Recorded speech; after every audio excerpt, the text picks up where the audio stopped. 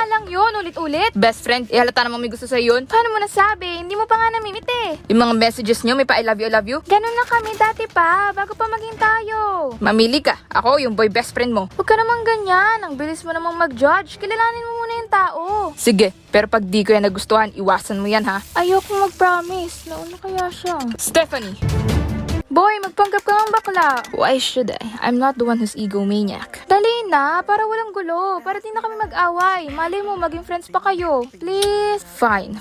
But if I find him not worthy of you, Stephanie, I am telling you, I will not hesitate na saktan siya. Daniel naman, huwag kayong mag-away. I can promise you that. Andito daw si Daniel sa Sabado. Ayos, mabuti nang magkaalaman kami. Mahal, please, parehas ko yung importante sa akin. At talagang pinagtatanggol mo pa talaga yung bugok na yan ha? Hindi sa ganun. Ano ba naman yan?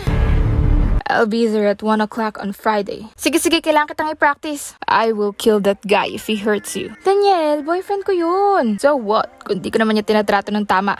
Ay, paano ka acting bukas? My fists are gonna welcome him. Hindi ganyan. Remember, bakla ka. You are gay. Understood? Yes, girl. Yan! Arben, may tatagal pa ba siya? Pa-special ah. Buti sana ako si Daniel Padilla siya. Lawrence. Stephanie. Ay, ayun na siya! Daniel!